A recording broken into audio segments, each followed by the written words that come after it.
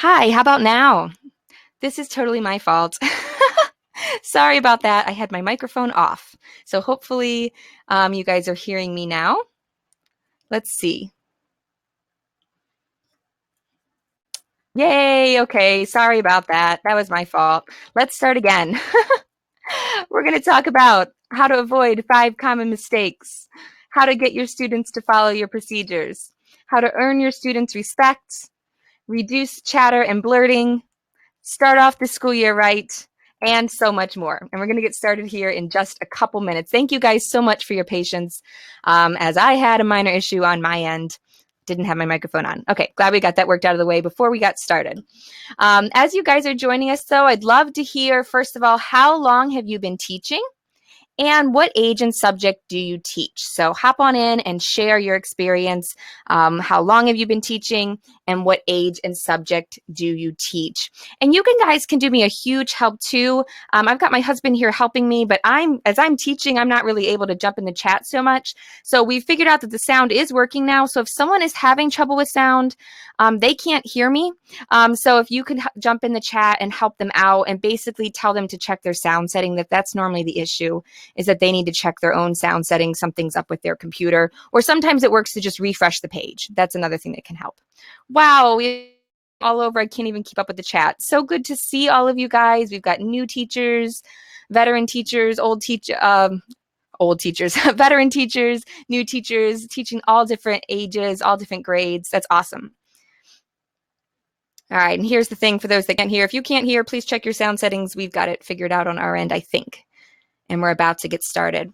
Hey, one other thing as we're getting started, I would love to hear if you are new to Teach for the Heart or if you've been around for a while. So I'd love to hear that as well. Have you been part of Teach for the Heart for a while, or is this your first time hearing about us? I know a lot of you guys are joining us for the first time on this live training, which is super exciting. All right, we're going to get started here. I am going to just pause and open us up in prayer, if you don't mind, and then we'll go ahead and get started. Lord, thank you just so much for this opportunity to do this training, for all these teachers that care enough about their students to come out to a training like this on a Thursday night in the summer. And I just pray you will guide my thoughts and my words, make what I have to say helpful and relevant for the teachers, help them to know what they can take away and how they can apply it in their own classroom where they teach. In Jesus' name we pray. Amen. So great to see so many new faces and so many familiar faces. So glad to have all of you here with us at Teach for the Heart. So let me ask you, have you ever felt like this about 2 weeks into the school year? Has your classroom ever looked like this? Mine has.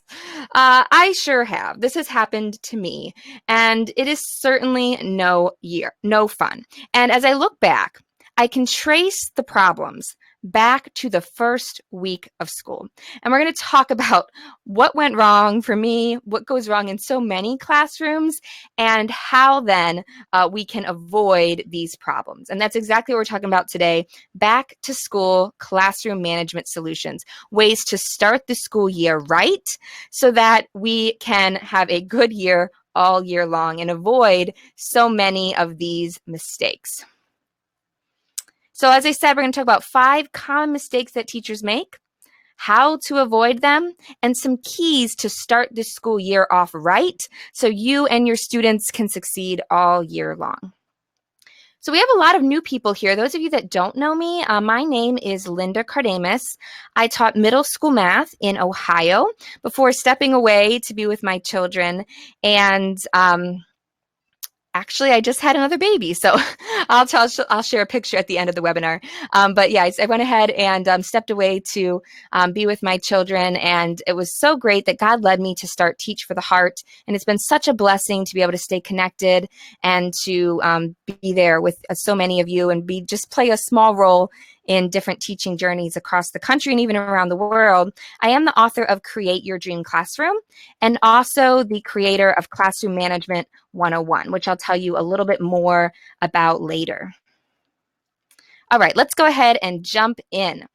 You might want to take notes. So you might want to grab just a pen and a sheet of paper and be able to write a few things down as you go through. If technology cooperates, I do plan to have a replay available so you can go through it a second time if you need to, but it's nice to just have some notes so that they're there and ready for you. All right, let's jump into the mistakes. We're going to talk about 5 common mistakes that teachers regret all year. So the first one is not realizing the importance of that first week of school. So if you do this, if you don't really value the first week of school, it's really the difference between this classroom on the left that's nice and calm and controlled and the classroom on the right that we've already talked about, and I have certainly been there. Here's the thing. The first week of school sets the tone for the entire year. So if you start off right, if you give your students the right first impression, it pays dividends the whole year. But on the other hand, though, if you kind of start off relaxed and casual and cool, your students expect that that's how it's going to be. And so when it inevitably becomes time for you to rein things in and get down to business, your students kind of buck that. They think, wait, what's going on? I thought it was going to be nice and relaxed and cool. Why are you changing it now? And it's really difficult. You really have power, though, that first week of school to set anything that you want to do. You can set it up the first week of school.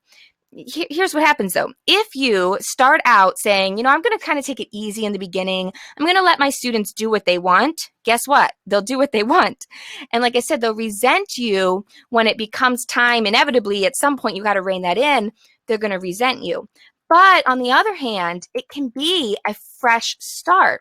You really can establish almost any classroom culture that you want if you start it right away. And that's just the magic of that first week of school, is that even if you've had the same students in the past, that first week, but this is especially powerful if you have students you've never seen before. They don't know you. You don't know them. They're learning new procedures. They don't know what to expect. So whatever you say, this is how we do stuff, they're just like, okay, this is how we do stuff. So they're looking to you for cues to figure out, hey, does she mean what she say? Does he follow through? Are we going to be organized, or is this going to be chaotic? How is this going to be? So, it really just depends on what you do and how you set the tone. And it's really awesome. Like I said, you can set any expectation you want within reason, obviously. But if you start it off right away, students will just assume that's how it is. And it might not be their favorite. They might say, oh, it's too bad, so-and-so did it this way. But they're learning you. So you can really set any expectation you want. And this is the wonderful thing. If your classroom was chaotic last year, you can make big changes from last year, even if you teach the same group of kids. I had a lot of the same kids between my first year and my second year because I taught at a small Christian school. And so I taught 6th, 7th, and 8th grade math. So I had the 6th graders in 7th grade, the 7th graders in 8th grade. And that presented a little bit of a challenge, but I was still able to make huge leaps and bounds between year 1 and year 2 by starting the school year off right. It's just a natural reset, and it's so powerful. So we're going to get into detail about how to do that. But the first thing I want you to do is to just make a decision in your mind. I am going to really value that first week of school. I'm not going to look at it as the fun part of the year, or just I'm not going to look at it as just this oh, we're going to get fun and then we'll get down to business later. I'm really going to value this. I'm going to be really careful what I do. I guess that's what I'm saying. Everything you do during the first week of school holds 10 times the weight of something you do in month 6. So really pay attention to everything that you do during that first week. And if you guys have questions, go ahead and ask them. We're going to answer a whole bunch of questions at the end. But I see one right here from Jennifer. She asks, if you start something at the beginning of the year and it just flops, how do you pivot from that? And that's a really great question. And I actually talk a lot about that in my mini course, teachfortheheart.com/mini course. I talk about doing a classroom shakeup to try to reset your year. I don't want to get into that too much here, but you can check that out, teachfortheheart.com/mini course if you're in that situation. Hopefully, though, if you haven't started school yet, we're going to try to avoid that from happening. All right, let's keep going. Like I said, we'll take way more questions at the end of the year.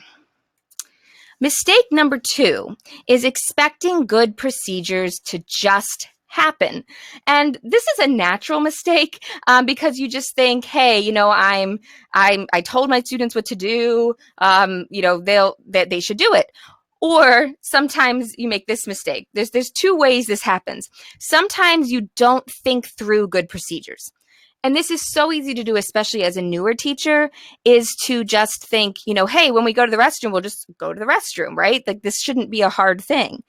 But it is. If you don't think through exactly how you're going to take your students to the restroom, about how you're going to dismiss, about how you're going to start class, about how you're going to pass in papers, if you don't think through all of this, if you just think we're just going to do it, it's going to be pretty messy. So you got to think through every aspect. The other thing that a lot of teachers do is they just tell the students the procedure. They don't actually teach them.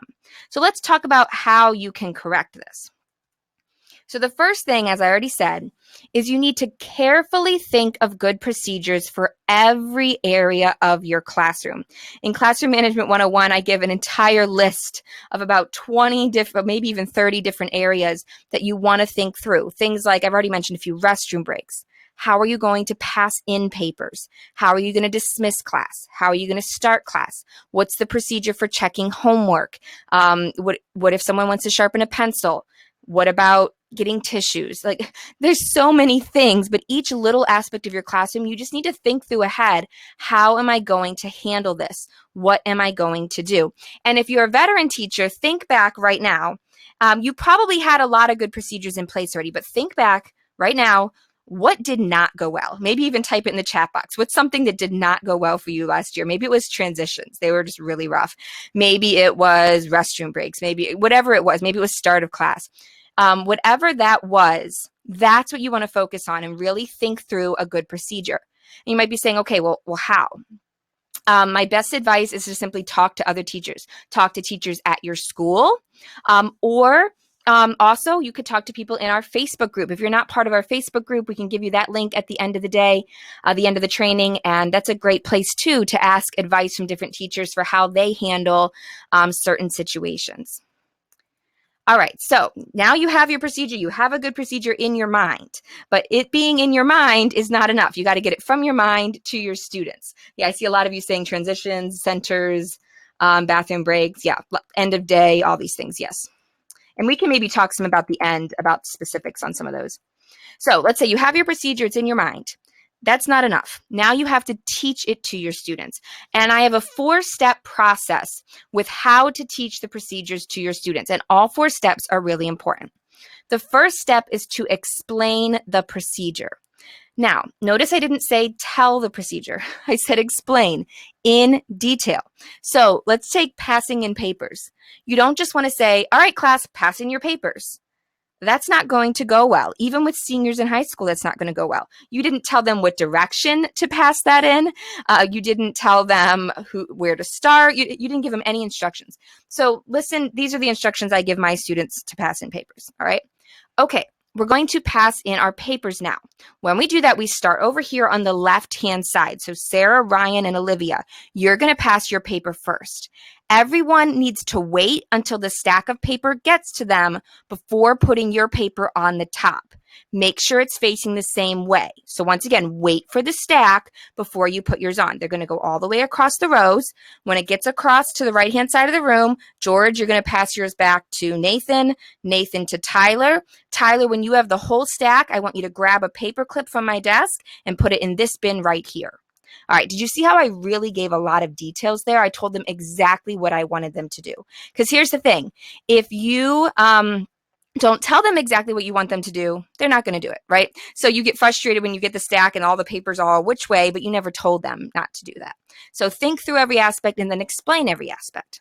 Now, you might be thinking they're not going to do all that. Well, not if you just explain it, but they will if you continue following this procedure. So explain it, then practice it. So now you say, okay, it's time to actually do this. All right, we're going to do it together. Here we go. You 3 on the left, pass your papers in. Oh, wait, everyone remember, wait for the stack. Okay, we're waiting for the stack. Put yours on the top. You're like re-explaining it, and they're actually doing it. They're passing it over. It goes to so-and-so. It goes to so-and-so. All right, now a lot of you do that. You explain and you practice, but the magic doesn't happen until steps 3 and 4, because step 3 is to correct anything that went wrong. Now, because if we just passed in all of our papers, most of the class did it right, but probably, Olivia's paper's upside down and Charlie forgot to wait for the stack. And there's just a few little things that weren't quite right. And then the natural tendency is to just ignore them, is just ignore the people that did it wrong and just move on. But it is worth it to spend extra time the first week of school getting the procedures right. I promise you, it'll feel like you're getting nothing done, but you are investing in the rest of your school year. So take the time to stop and kindly correct the students that did it wrong. And you're not getting on them. It's not like they're bad students, right? You just kindly say, oh, great job, class, but Olivia, you forgot your paper's upside down. Remember to do it upside right. And Charlie, you forgot to wait for the stack. And remember that over here, we have to do this, this, and this. Okay, so just correct everything that went wrong. And then if you really want your students to follow your procedures, number 4, you will have them redo it. Now, this is going to feel like a waste of time. And if you teach upper classes, you're going to feel like you're treating them like little kids. But this is where the magic happens. If you actually have them redo either the whole procedure or the parts of it that went wrong, that's where you say, we're actually going to do this right. That's where you say, I'm going to follow through. I have an expectation and you're going to do it that way. And that speaks volumes to your students in a very kind way. You're not being mean to them. You're not like, you did it wrong. We got to redo it. You're just like, okay, great. We're going to try it one more time. All right, here we go. Let's do it one more time. Remember to this, this, and this. And when you redo it, it's powerful because now the students have actually done it right. And I tell you, next time around, they're going to be thinking, oh yeah, like we have to actually do this way. And you might have to redo it a few times or the few different days before they get it. But if you have them redo it, that is so, so powerful. And this works for anything, students coming into class, a student runs into class. Instead of just saying, oh, Blake, don't forget not to run, have them say, Blake, I want you to go back out and come back in the classroom correctly. Having them redo it is so, so powerful. Amanda asks, for the first week, should I have the students redo the procedures each day for that week since I have 90-minute classes? Really, I just have them redo what they do incorrectly. So if they do the procedure just right, great. You don't need to practice it again. But if they mess it up, I would just keep having them redo it every time they needed to redo it. One other thing to keep in mind with this is, please, with your procedures, don't try to teach every single procedure on the first day of school, especially if you teach secondary and you only have the students for, 40 to 90 minutes at a time. Do not teach every procedure at once. Simply teach each procedure as it comes up. So, right away, you've got to teach coming into class procedures, but don't teach how to pass a paper in until it's time to pass it in. Don't teach how to do homework until you actually have homework. Don't teach bathroom breaks until the first bathroom break. So just introduce each procedure as it comes up naturally, and that will keep students from being completely burnt out on procedures. All right. I do have time for just one or two questions real quick before we get into mistake number 3. So if anyone else has a question real quick, I could maybe answer that, and then we'll jump into the next one. As far as hallway behavior, should you just have one student try again or the whole class? I think it depends. If it's something, and I'm not sure exactly what you mean by hallway behavior, but if it's something like one student came in running from the hallway, like one student's not following the procedure, I would just have him redo it.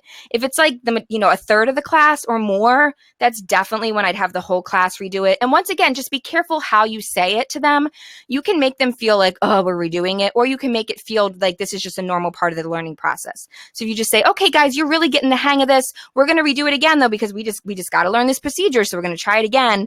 Then they don't feel like they're being punished, because you don't want them to feel stupid or punished, or like, you just want it to feel like it's part of the process.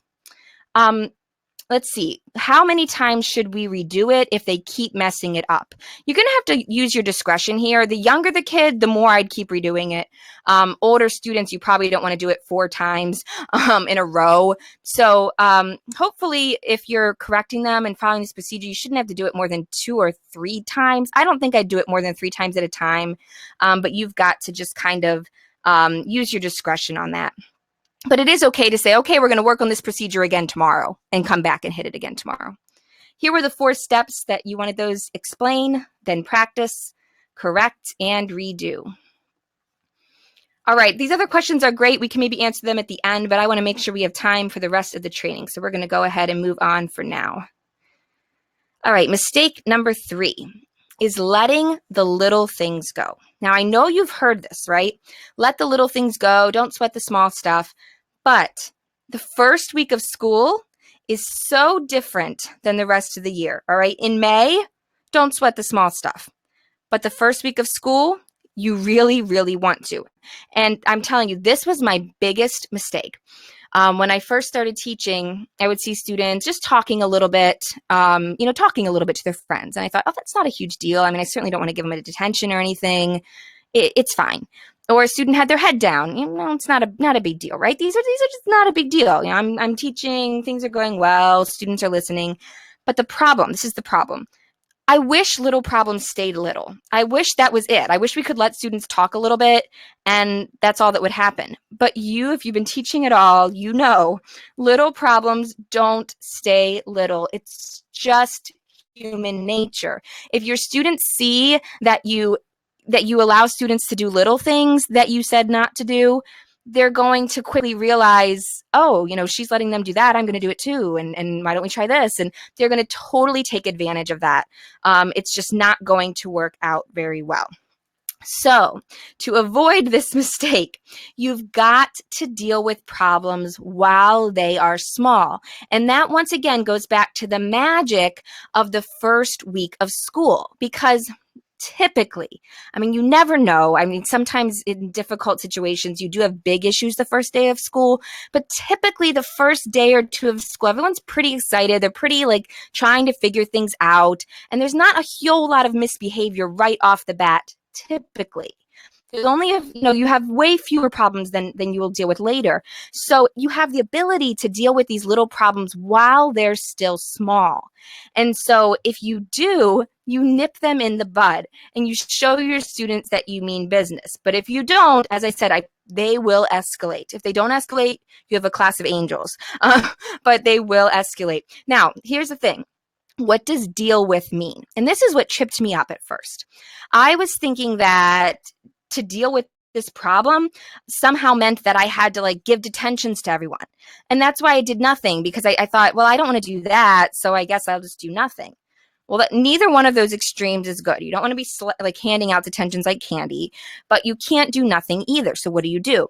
Well, I learned that if you simply address the problem, like we were talking about with our procedures, that will work wonders. So if you simply say something, like I said, someone runs into class. Blake, don't run into class. Can you please go outside and walk back in calmly? You just deal with it. George, this is not time to talk right now. Thank you. Sarah, please sit up and, take notes with us. Thank you. Just simply addressing the problem is often enough. Now, it's not enough if the student keeps persisting. That's why you need a discipline plan. That's why you have to have some stuff ready. And we'll talk about that in a little bit. So you do need to be ready if students aren't following, if they are not listening to your correction. But for the most part, a lot of students are there and they're ready to learn. You just simply need to address it. Will often be enough that first week of school to start setting the tone.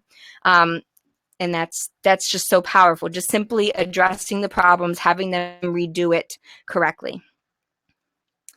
All right, mistake number 4 is worrying about being liked. And I don't know how many of you will admit to, yes, I worry about being liked by my students. It is so natural to want to be liked. No one is thinking, oh, I hope everybody hates me, obviously, right?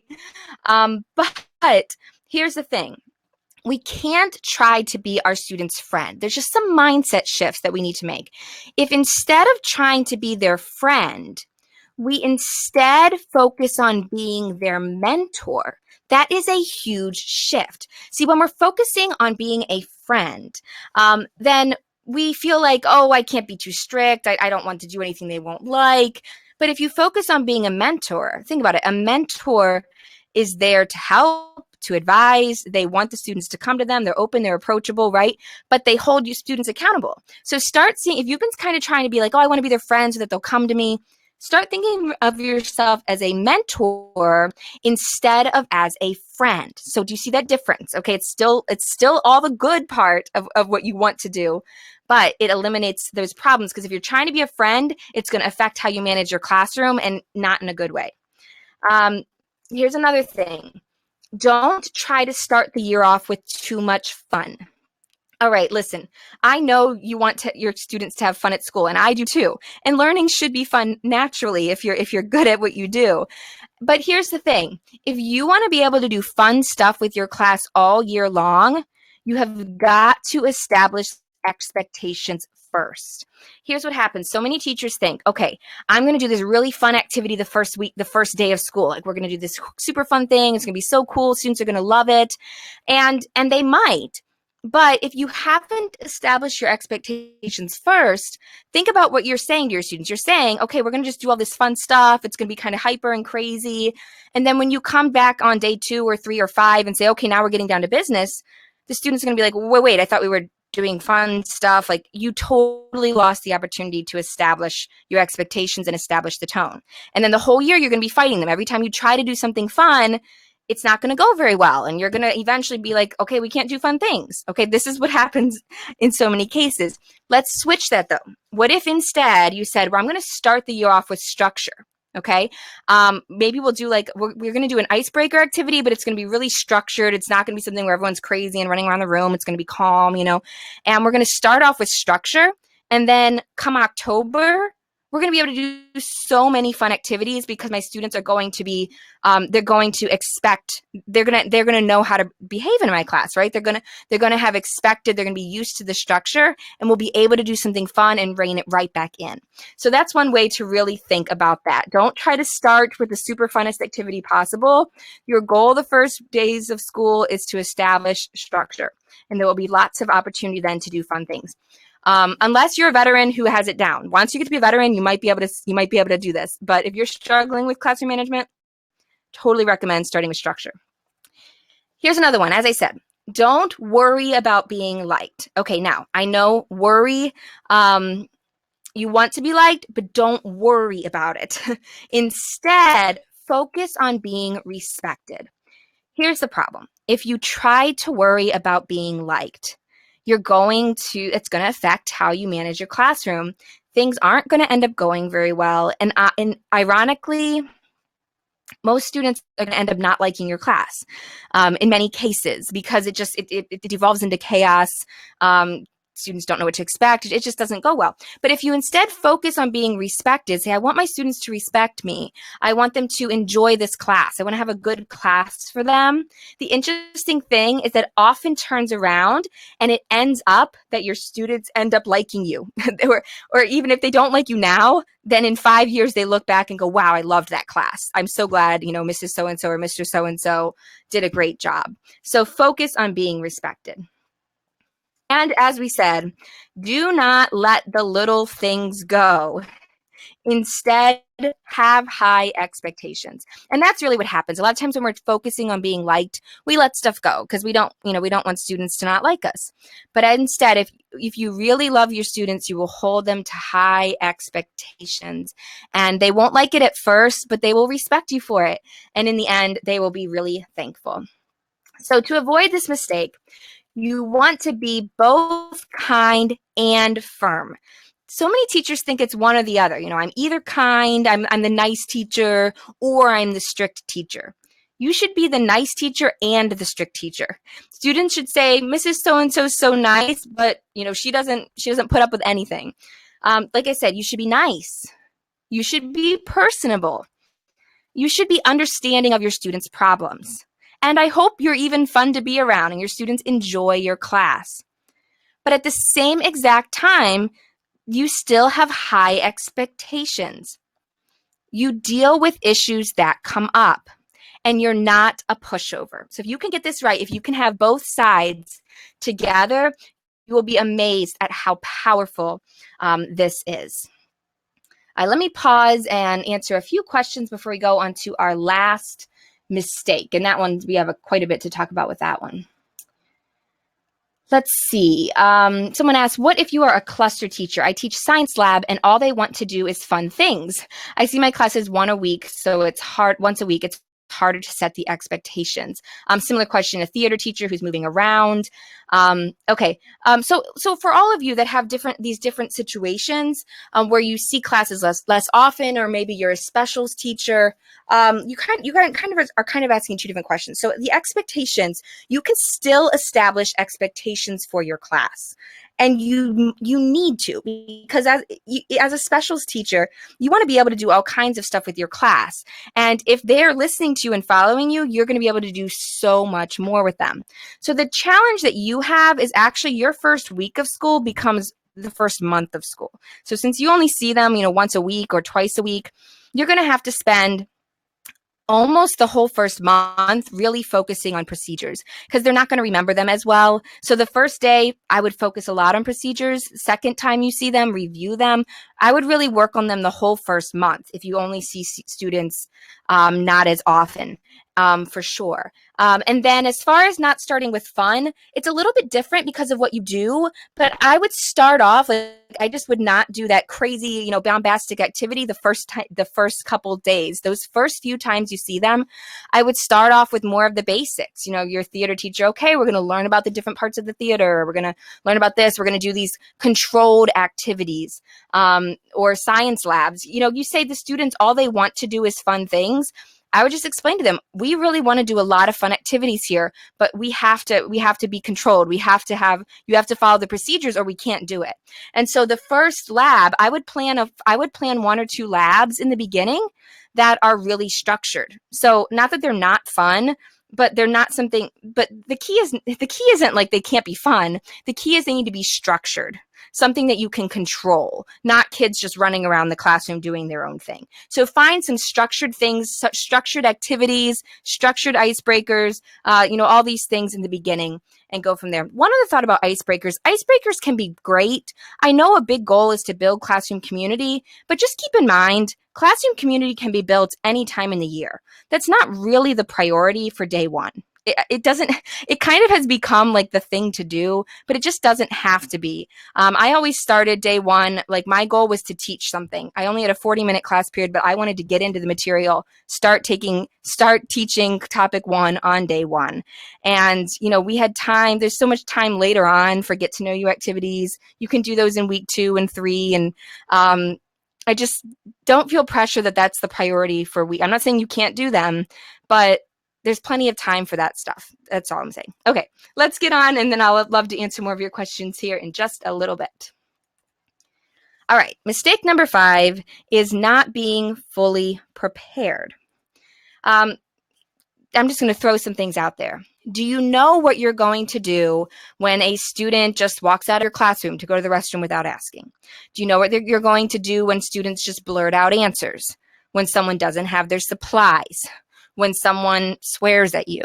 When someone's just talking out of turn? When a student tips back in his chair and falls out? Do you know what you're going to do in all these different scenarios? Because here's the problem.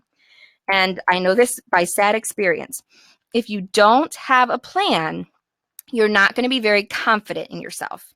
And because you're not confident, you're probably not going to do anything when it happens, or you're going to kind of freeze and freak out. And if you don't do anything, you quickly have a disaster on your hand. And this is exactly what happened to me. I remember my college professors trying to warn me. I remember Dr. Rand standing up during our teacher, we did our big teacher training. I remember her saying, you need to go home and you need to write down a plan for everything. You need to write down what you're going to do when a student's talking out of turn. What are you going to do when, all these different things. She's listed a bunch of things. What are you going to do? You need to write it down, have a plan. And I thought, oh, that's a good idea. And then I never got around to it. And honestly, I think I never got around to it because I didn't know what to do. I didn't know what to put in that plan. And so I just kind of skipped over writing that plan. But as I said, then I didn't have a plan, so I had no confidence, so I did nothing, and it led to disaster. That's exactly what happened for me. I don't know if any of you else can attest to that happening to you. So to avoid mistake number 5, you have got to have a plan. And what do I have a plan for? For everything. Now, we teachers know we can't literally have a plan for everything because students will always throw something at you that you could never have anticipated. But realistically, you can have a plan for a lot of things. So you want to think through as many different classroom scenarios as possible, or at the very least, think through some common classroom issues you faced last year and write out a plan. Writing it out is super powerful because it forces you, which is what I didn't do, I didn't take this advice, but it forces you to actually make sure you have a plan. When you're doing this in your mind, you can just skip over stuff and like give yourself outs. But when you're actually writing it down, it forces you to actually think through, okay, what am I going to do? Am I actually going to say this? Yes, I am going to say this. This is what I'm going to do. So I wish I had time to go through like every different classroom scenario, but this is only a 1 hour training. But let's take a really common problem: chatter and blurting. How do you deal with this? So there's so many different ways we could do this, but here's two options. Here's two different plans you could adapt to deal with chatter and blurting. One option is a warning system. And this was suggested to me by one of my mentor teachers. And they also talked about in the First Days of School by the Wongs, which is like the classroom management Bible. So, so it does work very well. Basically, here's how a warning system works. If a student is talking without permission in your class, they get a warning. You can give this warning in a variety of ways. You can have names on the board. You can have a behavior chart. You can, if you don't like though something being public, you could use Class Dojo. You could simply like put a sticky note on their desk. You could have a clipboard. There's all kinds of different ways you can give a warning, but somehow you give the student a warning. The key though is you give it visually without stopping teaching. So you're not stopping and saying, Olivia, you have a warning, because that interrupts your flow of teaching. The goal is to give the warning without interrupting your teaching. Now, and that's why I say you can write a name on the board, you could put a Post-it note on their desk, or there's just come up with a system that works for you.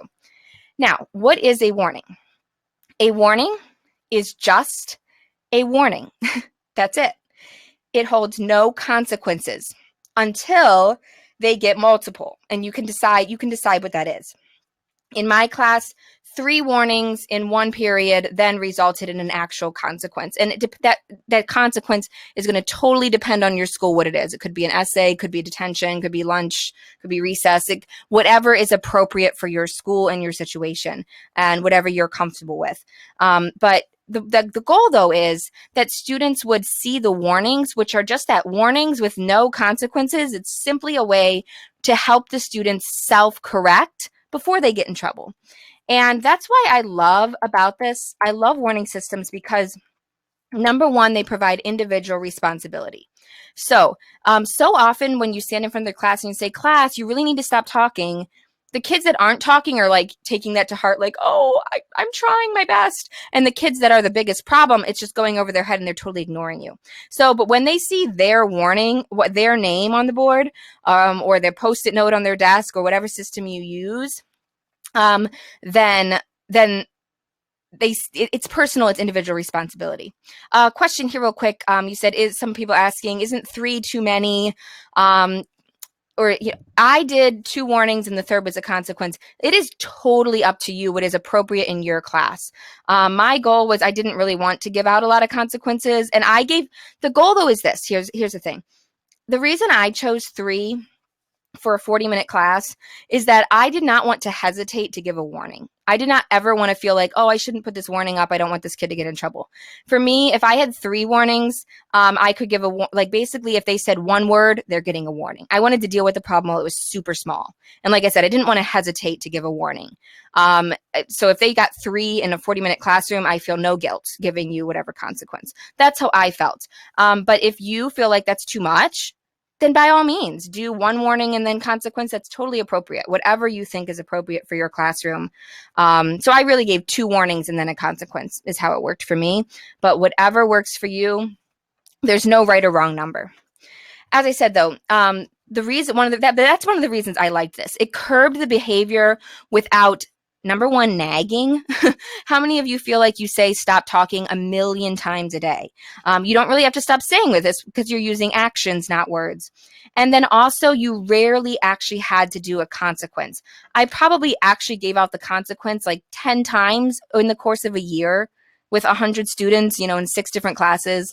10 to 15 times in the entire year, I actually got to where I had to give out the consequence. Because once again, my goal is simply to nip it in the bud and to get them to self-correct. That's the goal. My goal isn't to give out consequences. My goal is to get them to self-correct. And it worked so incredibly well. And like I said, it works. It really is just amazing. Katie asked, do I carry these warnings over to the next session? I don't, but it's up to you. Some people do. Some people would go a week. Like I said, my goal was to have it reset super quick. That's what I did. I did names on the board. I don't know. I don't put too much stock in worrying about who sees what warnings. Like I said, I really talk to the students a lot about a warning is a warning. You're not in trouble. I use those words all the time. You're not in trouble. I'm just giving you a warning. So I did that. But like I said, if you are uncomfortable with that, you can have another system. I say Post-it notes. Is that something where it's like you put something on their desk? But once again, just try to think of something that the student can see. Like if you have a clipboard, the student has to somehow be able to see your clipboard. So you have to think of that somehow. So anyhow, you have to be able to see, the student has to be able to see it, and I'd come up with something that doesn't interrupt your flow of teaching. All right, I'd love to take more questions on this at the end, but for now, I want to move on to another option. This is a totally separate option you could use to reduce chatter and blurting. It's whole brain teaching. And whole brain teaching has so many great ideas. You can Google it. There's whole books and whole websites devoted to it. But the one thing that I'm going to recommend in particular is the call and response. And by the way, the call and response is an amazing way to get your students' attention. You should definitely look at that. But here's how it works in relationship to reducing chatter and blurting. So if you have a rule, and this is one of Whole Brain Teaching's rules, or it might be a common rule that you have, raise your hand for permission to speak. And let's say that's rule number 2, okay? So what happens is when someone's talking out of turn, Charlie says, just blurt something out or is talking to your friend, you say, Charlie, remember rule 2. And you've taught your class that when you say out loud rule 2, the whole class responds out loud, raise your hand for permission to speak. And of course, this works great in lower grades. You can do hand motions with it in lower grades. You can use this up through high school, although it might lose effectiveness when you're getting into like 11th and 12th grade. But the point there is the whole class, you've noticed the issue. You've dealt with that, and you've shown the whole class, oh yeah, like you've got the whole class reined back into like, oh yeah, we don't do that. So that can work really powerfully as well. And there's so many other great ideas in whole brain teaching. I talk a little bit about whole brain teaching in Classroom Management 101, or you can Google it. We have an article on Teach for the Heart about it too. So to avoid mistake number 5, you want to build your confidence. And the best way, honestly, to do this is practice. So as you think through, like we just dealt with one aspect. We just dealt with chatter and blurting, but there's so many other aspects on your plan. You want to actually practice, especially if you have low confidence. If you're a veteran, if you're, not all of you might need to do this, but I'm telling you, this was helpful for me.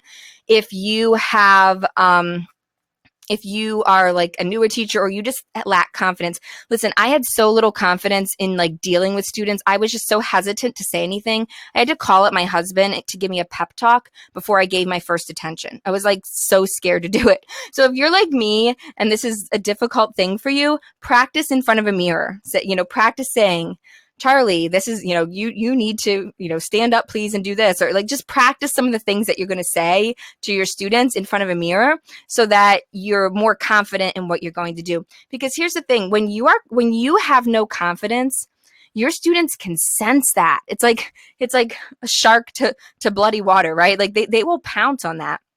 But if you practice, it will build your confidence, and students can sense that too. If you walk in there with a plan and say, I'm going to do this and I practiced it and I'm still nervous, but I know what I'm going to do, that is intangible and it's powerful for your students.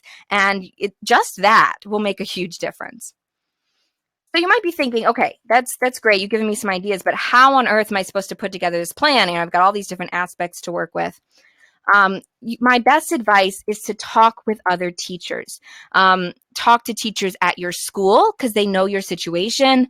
Talk to teachers that you know, or join our Facebook group. If we can, we'll put the link in there later. But it's definitely, if you go to Facebook and search for Christian Teachers Lounge, you'll find it there, or we can share the link at the end. But here's the thing. If you do all these things, you are going to be setting yourself up for success. You're going to be miles ahead of where you were last year or where so many other teachers are. You're going to be avoiding these key mistakes. But here's the challenge. Great classroom management is really nuanced. And what I mean by that is there's so many elements that work together. Like if you think of just the 5 things we talked about today, if you miss one of those, you're in trouble, right? If you don't teach procedures, kids are, you got chaos. If you let the little things go, you've got chaos. And those are only 5 elements. We didn't even get to talk about so many other things. We didn't get to talk about preventing problems or, dealing with, how do you get students' attention, or there's so many things. We talked a little bit about respect, but not, there's more to that. The problem is that one missing element can kind of throw everything off. So if you're doing, 9 out of 10 things right in classroom management, you're going to see results, but that 10th thing that you're missing can really wreak havoc and mess up your effectiveness for the other 9. So that's why I created Classroom Management 101. And it's an online course that will walk you through in more detail than we have time to do on this 1-hour training. And by the way, we are going to answer more of your questions here in just a little bit. But Classroom Management 101 is a complete, organized system so that you ensure you don't miss any of the crucial elements that we go through and that we went through so quickly here. And there's so many more pieces to the puzzle that we just didn't have time for. Classroom Management 101 guides you step by step through the process. It'll help you develop a plan. It'll talk you through all these different, how do you put together a plan? What do you do with consequences, rewards, procedures, expectations? And then how do you implement it? How do you deal with issues that arise? What do you do with disrespectful students? What do you do with this problem? How do you prevent problems in the first place? It just walks you through all these different aspects step by step. It will help you. Here's the modules in the program. Module 1 helps you develop the right mindset. Module 2 helps you prepare your plan step by step. We really go into detail. Like I said, what expectations should you have? What about consequences? Structuring your discipline plan. What about rewards? Just each piece, one by one. Module 3, like I said, we hardly got to talk about this. We talked about it a little bit, but how do you prevent problems from happening in the first place? If you do the things I taught you in the training, you will prevent a lot of problems, but there's more things that you can do to prevent problems from happening in the first place. Module 4, how do you address the problems that arise? We talked about chatter and blurting, but there's so many other problems we didn't really get to. Module 5, how do you inspire or motivate your students to learn? And Module 6 is fun. We get to talk about how to troubleshoot challenging situations. So you might be wondering, how on earth does this work? Well, they're video lessons that guide you through each strategy. And the great thing is each video is just about 5 to 10 minutes long. So you can sit down and watch a whole bunch at once, or you can just grab one here and there. So it's nice and really quick. You can watch at your own pace. So there's no specific schedule. Your access doesn't expire. So if you want to start it now and finish it later, you absolutely can. It's totally self-paced. And I even have a printable manual with the notes already taken for you. So I want you to be able to watch this while you're working in your classroom or cooking or cleaning, and you have the notes already, so you can kind of just listen and jot down anything else if you want. So who is this for? It's for grades K through 12. It's very much like this training where we take broad principles and apply them over a broad range of grades. I taught middle school, and so like I said, so it's very similar to this training. We take broad principles and then apply it to different age ranges. It's wonderful if you're a new teacher. So many people that have taken this course have said, I wish I had this before my first year. If you're struggling to control your class, if last year was rough, this is totally designed for you. And just those that want to learn some new ideas and shore up their classroom management. There's some awesome bonuses. It comes with a pre-course evaluation that helps you identify some of your weak points. An easy reminder system that helps you at the end of the course. Have you ever taken a course or read a book and thought, I have so many great ideas, and then you get to the end and you realize that I kind of forgot what I learned? So there's this easy reminder system that will help you remember and apply the things you learned. And this is one of my favorite bonuses. It's the back to school bonus module. So the back to school bonus module is wonderful for those of you that are like, okay, I want to learn all this, but I'm back to school in a week or two. The back to school bonus module will it will help you get ready for back to school. So it highlights which lessons you need to listen to right now. Obviously, if you have time to go through the whole course, that's the best case. But if you don't, it will get you started right now. It will tell you what you need for week 1, and then you can come back and fill in the gaps later. All right, some of you are asking, what does this cost? Well, normally the cost is $147 for each teacher. However, right now we are offering a special pay what you can afford promotion.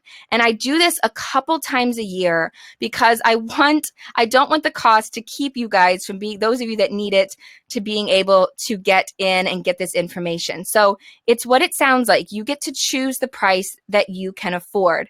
And we also have payment plans. So the minimum is $40, but you can choose any amount that you simply choose a coupon code. And I'll put these up here in the end. But you simply choose the amount that you can afford, and you sorry, I totally lost my train of thought. You choose the amount that you can afford, and you can pay that amount by using the coupon code. And let me go ahead and get you guys the link that you need in order to be able to join. Let's see here. All right, it should be showing up here momentarily, and you should be able to see a little box in the corner that says Classroom Management 101, join now. So you can go ahead and see that in the chat box. And if you want to join, you can click on over there and see all of that. All right, let me keep explaining a little bit more though. It does come with a 30-day money back guarantee. So if you are at all like, I want to try this out, but I'm just not sure, you can absolutely request your money back within 30 days. I would make it longer, but the program I use only lets me do 30 days. So if you ask for, if for any reason it's not what you expect, it's no problem. You can request a refund within 30 days. Now, someone's asking, how long is this good for? Okay, this pay what you can afford promotion is good all the way through. It's good for 2 weeks. So it'll be good through August 3rd. So I know some of you don't get paid yet. You need a little time. It's good through August 3rd. But you will see a countdown timer on the offer, because if you do join within the next hour, there's some extra bonuses that you get. One is a free copy of my ebook, Create Your Dream Classroom. So you can get a free copy of that. You'll also get my training, and some of you guys saw this when you signed up, classroom procedures that will save your sanity. So there's about 50 classroom procedures that I share with you, specific things that can help your classroom run more efficiently. So that's an extra bonus. And then also, for all those of you that join within the next hour, I'm going to choose one person at random to get a free half-hour coaching session with me. So that is also available. So those special bonuses are only for those who join within this next hour. Everyone else, though, like I said, if you don't get paid until the 1st or something, the pay what you can afford promotion will be available through August 3rd. If you need some time, if you want to check with your principal or anything like that. And here are the coupon codes once again, but they're also on the link. So if you hit the Join Now link, it will take you to the information page, and the coupon codes are on that page as well. So if you scroll down, you'll see them there, and you can choose the appropriate one. And like I said, a payment plan is also available. So you can join now. You can pay half now and half later, if that helps as well. Just want to show you this. When you get to the point, though, you have to click this Redeem Coupon Code button. You enter the code and you have to hit it again, and you should actually see the total reduce. If you don't see the total reduce, you didn't actually redeem the coupon. So you can send me an email and I'll get it taken care of, but it's just much easier if you actually redeem the coupon and we don't have to go through refunding half your purchase or whatever else. So that's how you do that. Okay. This is so exciting. So glad to have you guys here. Let's answer some of your questions. Q&A. Aaron asks, once you buy, is it your info forever? In essence, yes. I don't like to promise forever because I have no idea what's going to happen 20 years from now, but you have access indefinitely. So as long as Teach for the Heart's around, you should have the program there. Mary says, I'm in the course now, but I have not seen the back to school bonus materials. Mary, it's at the bottom, the last, after, it's actually after the quiz and everything. There is a back to school bonus module right there at the end.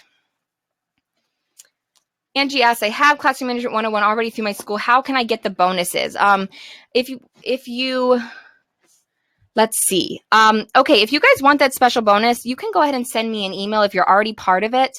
I haven't actually added the 50 procedures bonus to Classroom Management 101 as a whole yet because I want to redo it and make it more professional, but I can go ahead and get it for you. If you're already a member, send us an email to linda@teachfortheheart.com and we will get you the, we can get that to you. Just please be patient with us. I just had a baby, so we might be a little bit slow on our response times. But the back to school bonus module is already in the course, so everyone will get that right away. No delay on that at all. Okay, let me check some of your guys' questions. We definitely want to answer some of these questions. Okay, Kelly asked, do you offer a certificate for tonight's webinar? Yes. To get your certificate of attendance, head to teachfortheheart.com/certificate, and you can download the certificate for the training. Okay, let's see here. Will I be doing other webinars? I wish I could, but I just had a baby, so I need to take some time away to be with the baby. So this is going to be available as a replay, however, and I do other webinars throughout the year. So yes, I'm planning another one for the fall and some other events as well, so stay tuned. But if you have friends that want to see this, we are going to offer this as a video replay. It's not the same as being here live, able to ask questions, but it will be available for them as well. Okay, Jennifer asked an interesting question. What do you do when it's just one class out of 4 that's having a behavior problem? All right, in that case, sorry guys, in that case, you just got to really work hard with that one class. And that's how really it was with me. I actually had like 2 classes out of 6 that had way more issues. You just got to be really on your ball with those. You just have to be more structured, more procedures, really just focus and just deal with problems when they're even smaller every single time that you have that kind of issue. So definitely just keep the, you just got to, you're going to have to be more strict with the classes that are more challenging, and that can be hard, but that's definitely what you got to do. Oh, wow. So many of you guys are joining us. Welcome to Michaela and Leah and Sherry and Joanne. Welcome to Classroom Management 101. Welcome to Catherine and Sarah and Taylor and Samantha. So glad to have you. And Lisa, Mary, Savannah, Leanne, Grover. Oh, so glad to have so many of you guys. Okay, let me see what other questions I can answer for you. Let's see.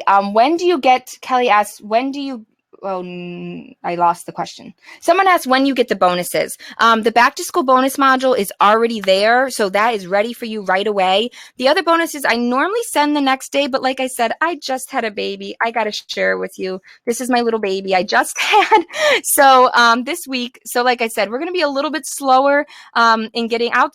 I might be able to get them out tomorrow, but the other bonuses, I promise if you sign up, we have the list of those who signed up and we will get them to you, but it might take a couple days, but they will be coming. But the back to school bonus module is there and ready for you right away. Okay, Deanne asks, what's your teaching and experience and training? I taught really a lot of this. I don't have this ton of formal training or anything. I got my bachelor's degree in education. I taught at a Christian school in Ohio. I taught middle school math. I'm sharing the lessons that I've learned. And then over the past few years, I have, continued. I've been peer Teach for the Heart, learning from you guys, learning from others. So honestly, that's what's something that's different. This is not, someone that's read all these books or anything. I'm just a teacher sharing what I've learned, and I'm so blessed that so many of you have found it so helpful. Someone asks, Jimmy, did you say that if we order tonight, we will get the 50 procedures? Yes. If you order tonight, you will get that. I will send it to you some point in the next week. I'll send it out to everybody. Absolutely. I'm sorry the certificate of completion site is not working. What's probably happening is we're bombarding it with 600 people going there right now trying to get it. And so it's being slow. I'm sorry. So you might just want to try again. My recommendation is to try again tomorrow. You can email us and ask us for a copy if you need to. My email is linda@teachfortheheart.com, but it is working. It gets bombarded when we all go there at once. Beth asks, any suggestions for controlling cell phones in the class? Yes. So for controlling cell phones in the class, the best thing that you can do, there's not one right answer for this. It's really up to you. Just think through what you want. Do you want no cell phones in your class? Like, do you want everyone to put them in a basket when they walk in? Do you want to have a really strict procedure where cell phones are only allowed out when we're using them? You can have a procedure where if I see your cell phone when we're using it, I take it. It really is up to you how you want to deal with it, but just think through kind of what the problems are and how you want to deal with it. And maybe also talk to some teachers in your school so you can get an idea of what other teachers do in your school so you can see what might be appropriate. Oh, wow. So many of you guys joining us. Welcome to Carvel and Marie.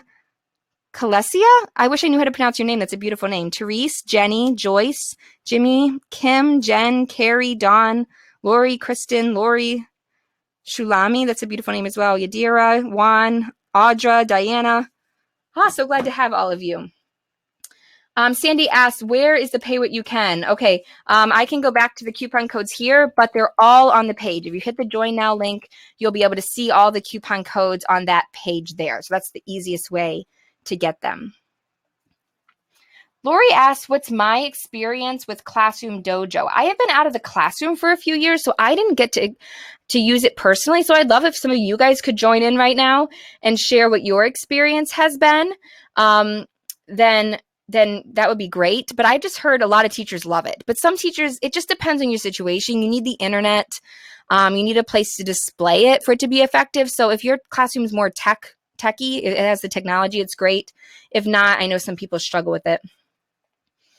Virginia says, I'm already part of Classroom Management 101. Can I get the 50 procedures? Yes. Virginia, send us an email, linda@teachfortheheart.com, and we will get that for you. If you're already part of it, we'd happy to get that to you. Like I said, a better version is coming soon to Classroom Management 101, but it's not ready yet. So I'm also going to drop in the link here for the Facebook group to everybody so everyone can see it. So here's the link to our Facebook group for those of you that would like to join that. Lilia asks, is this program appropriate for a seasoned teacher? Lilia, it really depends on what you mean by seasoned. I've had a ton of veterans go through here and say, yes, it was so helpful just to kind of give me some new ideas or to tweak up some areas where I was struggling. So I would definitely say it's appropriate for a seasoned teacher. But I guess the question is, do you feel like your classroom management needs some help? If you feel like I really have classroom management down, then you probably don't need this course. It is a 101 course. It is meant to cover the basics and to really, get you where you need to be. But if you're like, I feel like I'm a veteran and I have a lot of areas right, but I just have a few things that aren't working, then it should help you shore up those areas that aren't working. So I hope that answers your question. All right, we are at 1 hour. So this is when the training officially ends, but I'd really like to stay on and give you a few more questions here. Okay, a lot of you are asking about the replay. There will be a replay available. So if you missed a section of this, then there will be a replay available. We will send out the link to you tomorrow. And you can share that link with your friends or watch it again. Let's see. Asking about the slides. We don't have the slides for this training. We do have, I was going to say they're in Classroom Management 101, but I don't think they are for this training actually, but I'm happy. We can add those to Classroom Management 101 if you guys would like, or like I said, though, you can watch this training again. You can definitely watch it again on the replay.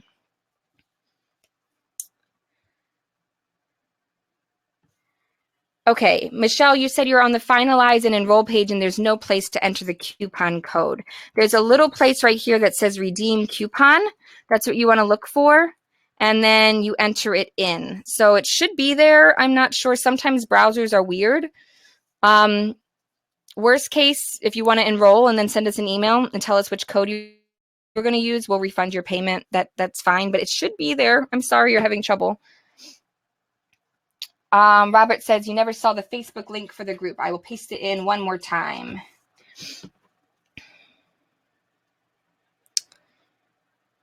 Okay. You guys have asked so many questions, but like my queue of questions is so full right now. So if you're still on, I'm not sure which ones people are still on and want addressed. So if you want to ask your question again, if you still have a question here. Mariah asked, my daughter managed to pull out my earplugs. How do I get the certificate? Yes.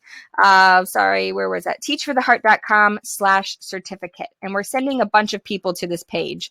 So you might have to try that. If it's not working, I would say maybe just try again tomorrow. We'll leave it up there. If you really can't get it, you can send us an email to linda@teachfortheheart.com. But the problem is we're just sending too many people to this page at once. That's why it's having trouble.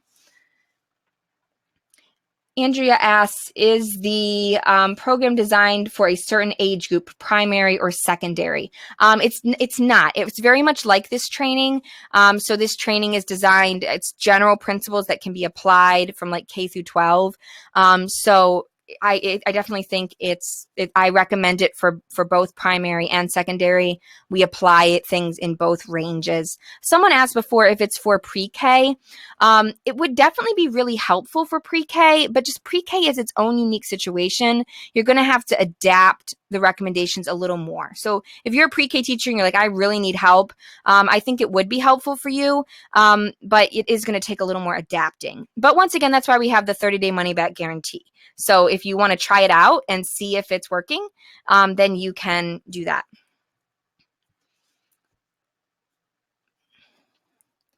Is there a list of procedures that you recommend thinking about on Teach for the Heart? Catherine, the list is in Classroom Management 101.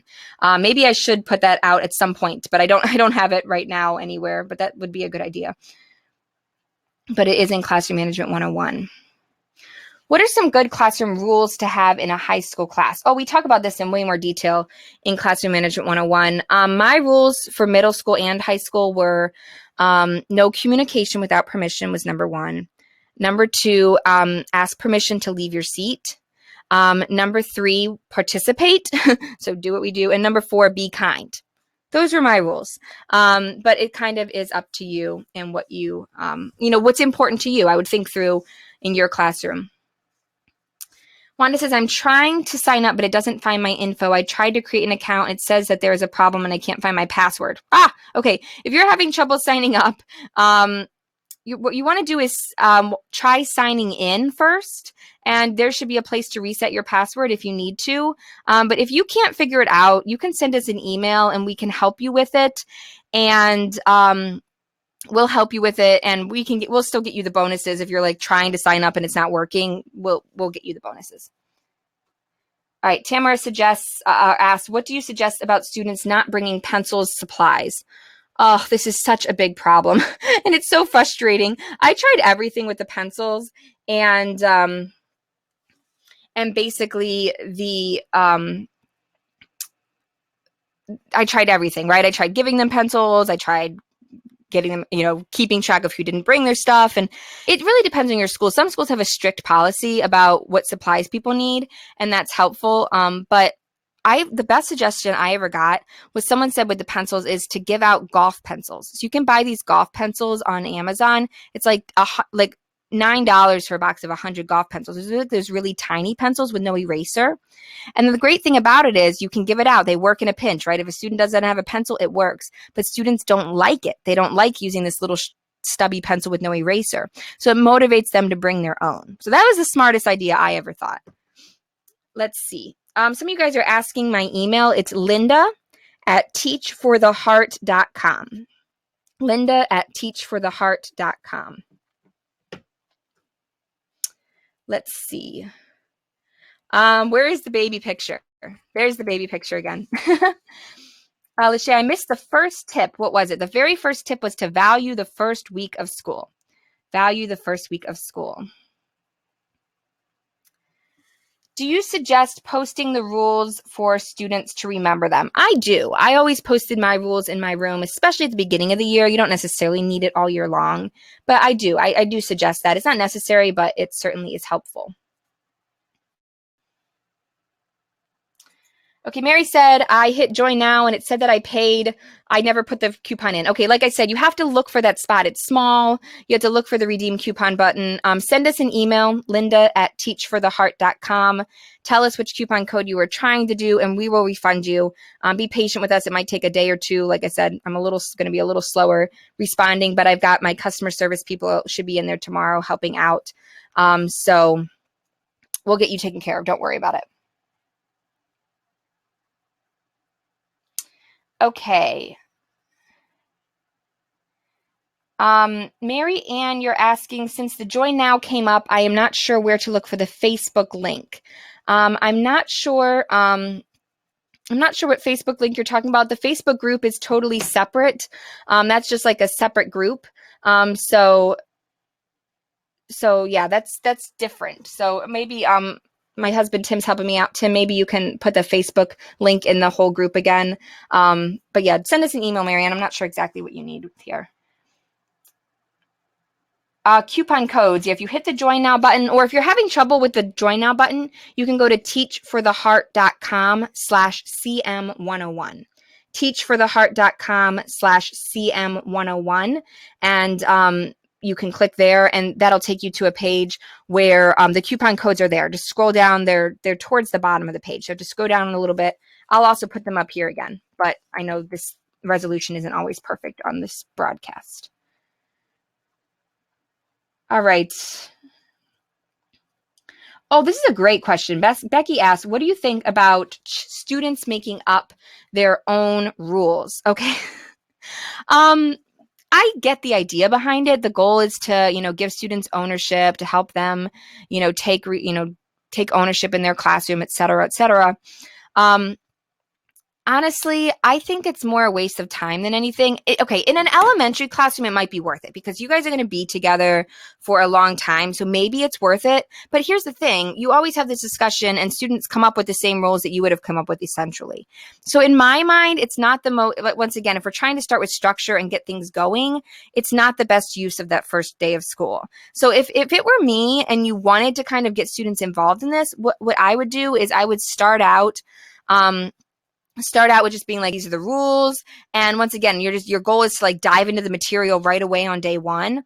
And then later in the week or on week 2, you can go back and kind of have some discussions about them and help them make it their own by saying, hey, what do you think this would look like in this scenario? Why do you think this is important? And, and kind of help them have those classroom discussions a little bit later. That's what I would recommend. But once again, there's no right and wrong here. This is just my recommendation. Elaine asks, were there specific procedures that you posted in your classroom, especially at the beginning of the year? I had a few things that I posted. I always posted my start of class procedure.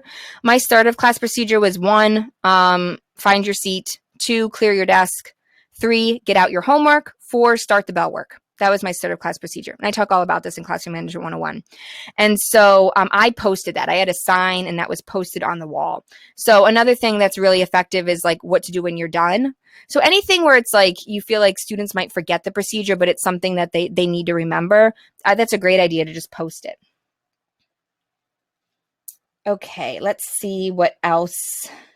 Oh, wow. Welcome. Oh my goodness. So many of you guys coming. Heather and Jen and Stephanie, welcome. Welcome to Sally and Wendy and Rose, Joe Quinn, Jen, Michelle, Anita, Myra, Amber, Deborah, Elizabeth, Leah, Jane, Connie, Regina, Christy, Cleese, Lynn, Heather, Rebecca, Tracy. Oh, I'm losing track of where I started and stopped. Anyhow, welcome to all of you. So glad to see you. All right, if you still have a question, I'm going to stay a few minutes longer and answer questions, so make sure you're asking it here.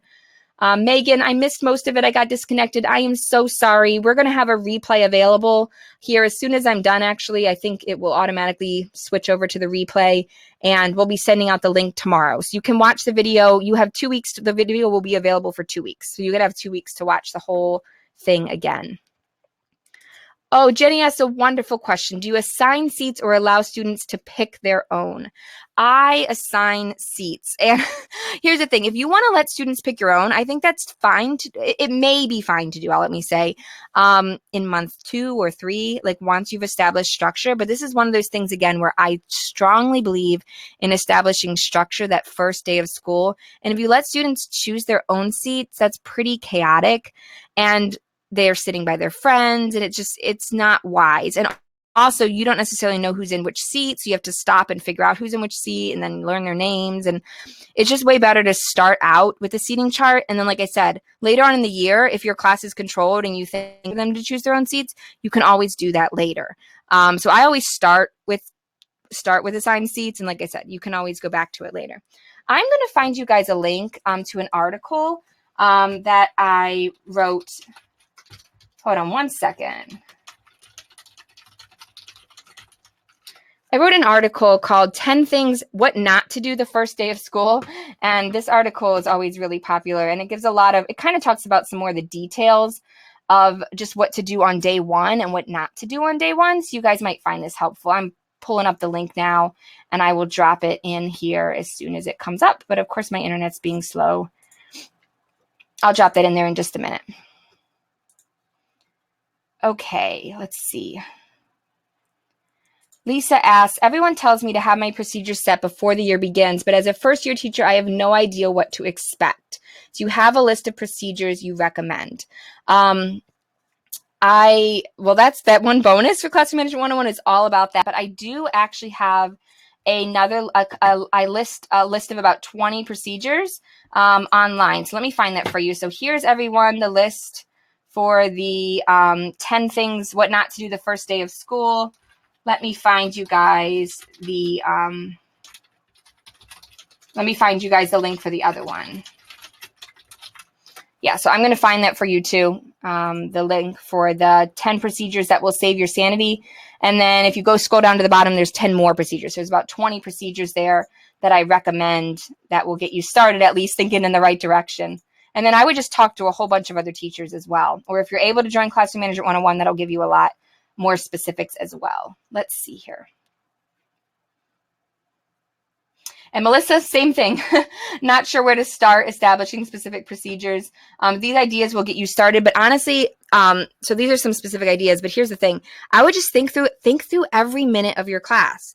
Think through, okay, the students are going to walk into the classroom. What should they do when they walk in the classroom? Okay, this is what, and listen, here's the thing. Having the not best procedure is better than having no procedure. So don't get hung up on like, I have to have the perfect procedure. You can always change your procedure later, but if you have no plan, that's where it's just chaos. So just think through, okay, how could I do this? All right, I'm going to try this. If it doesn't work, we'll try something else, Man, this website is really experiencing high traffic from everyone going on there right now. So if it's having trouble, maybe save these links for later. But here's the links for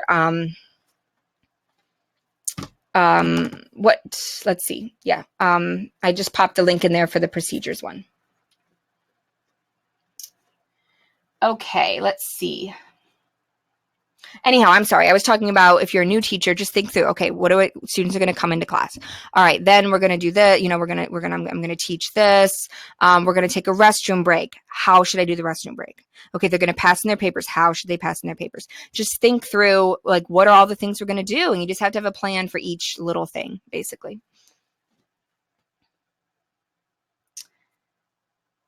Okay, Melissa says, you mentioned that we could get the bonuses separately. No, I'm sorry, I must have misspoke. Create Your Dream Classroom is available separately at teachfortheheart.com/dream classroom. But the other bonuses are just bonuses when you join Classroom Management 101. I was saying if someone's already part of Classroom Management 101, I didn't want them to, miss out because they didn't sign up, So I said, if you're already part of it, you can send me an email and I'll get them for you. But otherwise, they're just a bonus for Classroom Management 101. The link for the first day of school is not working. I'm really sorry. I think the site is just being overrun with traffic, or either that or we just have a problem on the site today. I'm really sorry. It's really bad timing. I would copy the link and you could check it out tomorrow.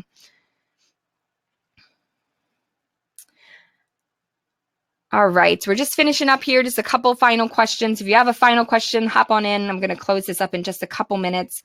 Rachel asks, how do you establish a routine to make kids committed to handing work in?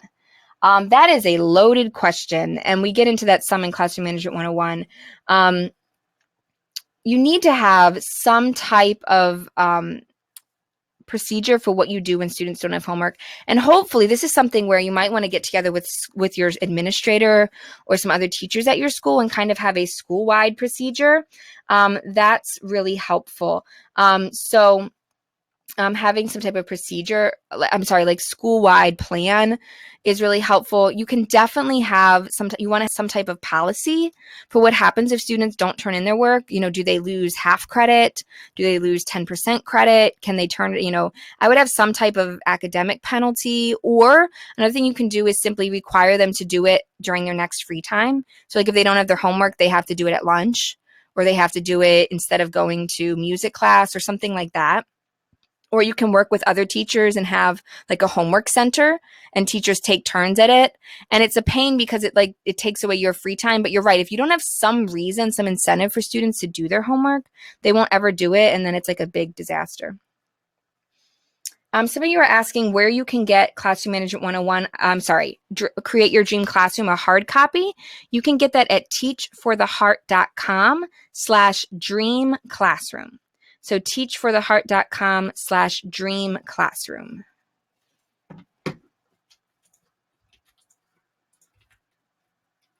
And I'm not sure that classroom procedures link ever worked, so I just pasted that in one more time.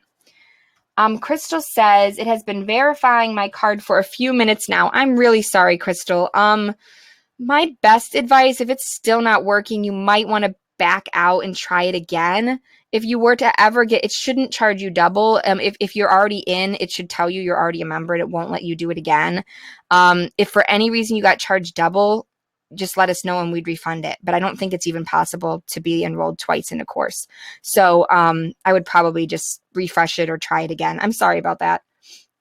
Rachel says, I can't buy until August. Where can I get the bonus materials?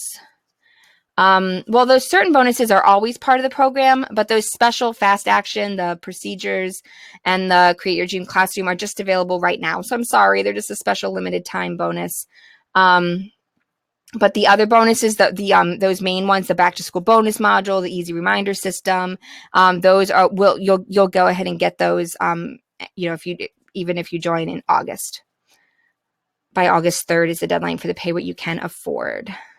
The Join Now link is not working. Okay, Joanne, if you're having trouble with the Join Now link, if you go to academy.teachfortheheart.com, you can join that way. So academy.teachfortheheart.com. Can I come to California and teach a live training? I would love to do that. My travel is kind of limited with a new baby and a young family, but maybe I'll get to travel some more in the future.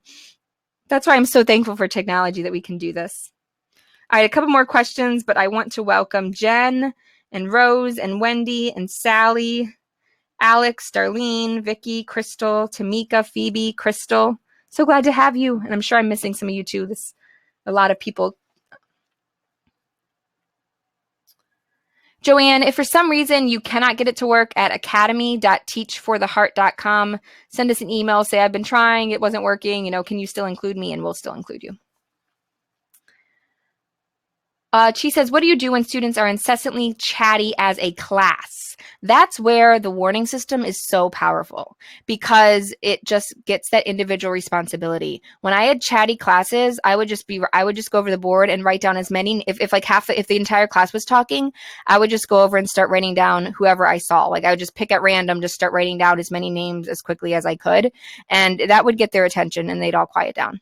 So I really like the warning system for a chatty class because it helps curb it. And like I said, I didn't get everyone. It doesn't matter. You know, the point isn't to give everyone a warning. The point is to get them to self-correct. And so I used it with that. If you start off the year, if you're mid-year trying to correct it, it will help, but it'll be like a slower battle. But if you start off the school year with it, you'll be amazed how quickly a chatty class will fall in line. If you start off and you're consistent starting day one, it doesn't matter how chatty the class is, it works really well. So Rachel says, I cannot pay for the course until August. Is there a place I can still get the bonus materials? Rachel, if you want the Create Your Dream Classroom, yes, you can get that at teachfortheheart.com/dream classroom. And then the procedures bonus is coming into Classroom Management 101 at some point. I just wanted to get it in a little bit. It's kind of in raw format right now. It's like a video of me teaching the lecture, and I wanted to record a new version of it and make it really nice. So that is coming at some point. That's the plan, at least. So it will be coming. Yeah, so it'll be coming. Training in Hawaii. Okay, yeah, that's tempting. Taylor says, I'm in Hawaii. Come do a live training here. Yes. Rachel asks, some pupils do not respond well to correction. Do I give them time first or change my approach? You've really got to just use your discretion in those different things. With the warning system, I really emphasize with students that got defensive, this is just a warning. Like, you're not in trouble.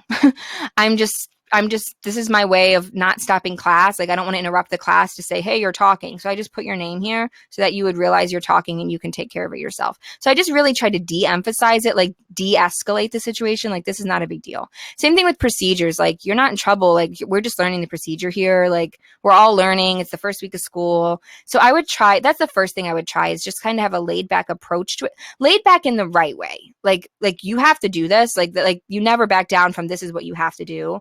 But basically just like, you're not in trouble. Like, we're all learning. Like, we're all learning the procedures. We're learning the rules. Like kind of like assume they're going to be on board with it. They're just learning.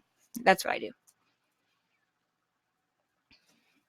All right. I'm going to try to answer these final questions, and then I got to get off and you guys got to go to bed too. So Jenny asks, what is your answer when students say, I'm not the only one talking? Yes, this happens all the time. Well, it's just kind of repetition with them. Just be like, once again, I say, you're not in trouble. But you were talking and I didn't see, I only see so much. Honestly, I would actually say, like, let's talk about that after class. That's what I would say in things, I would just say, hey, it's just a warning. Let's talk about that after class. And if they come talk to me after class, then I would just very quickly say, hey, I know other people were talking, but I only see so much. I was just telling, you're just getting a warning. Don't worry about other people, just that whole thing. And just, I would not spend a lot of time arguing with them, because I did that once. Like, I listened to this whole big thing about how they're not the only one. And it was a disaster. So I would just kind of like kindly shut it down. Just be like, I understand, but like, worry about yourself, basically. Yeah, Lynn has the same question. It wasn't just me. Yeah, that's why if you start this with day one, it's so much more helpful, because if you can like deal with this in the beginning and just establish the policy that, like, if I see you talking, you get a warning, then it just works wonders if you can start with day one. If you're trying to implement it mid-year, it's much more difficult, because students are like, they want to argue with you about it. But if you start off in the beginning, you're just basically like, if I see you talking, you're getting a warning. And once again, just go back to, they're just warnings. Like, it's not like I slapped you a detention. Okay. Like, it's fine. If you just stop talking, I'm just helping you self-correct. If you stop talking, nothing's going to happen. Everything's fine. So, that's what I think is helpful. Claudia asks, can we send a donation later since I'm not paying full price for the course? If you'd like to, yes, of course. You can send me an email and I can get you details about how to do that. That's so kind of you to ask that. All right. Well, there's still a little bit of time. If you're still trying to get everything figured out, trying to figure out how to join the program, you still have some time. We're going to leave the bonuses are still going to be available for about a half hour if you're still trying to get everything worked out. If you can't get it to work, send an email to Linda@teachfortheheart.com and we will get back to you. Like I said, we might be a little delayed in our response, thanks to these cuties. But we will get back to you, and we'll get you the bonuses, and we'll take care of everything individually. Just please be patient with us as we get back to everyone over the next few days. But yes, we'll take care of your situation, whatever it is. We'll make sure you get it there. So thank you guys so much for being here. I've really enjoyed it, and it's so fun to be with all of you. One last shout out to Shannon and Lachey and Sarah and Claudia, Waverly, Carla, Becky. So glad to have all of you joining us. Thank you guys again so much. Like I said, we'll be available by email. If you need anything else, any other questions, or need help, or something's not working, or you paid too much, or whatever it is, send us an email and we will get it for you. Replay link will be coming out tomorrow. You can share it with your friends or watch it again if you missed some of the pieces. Thank you guys so much. It was my pleasure, and hope you have a great evening.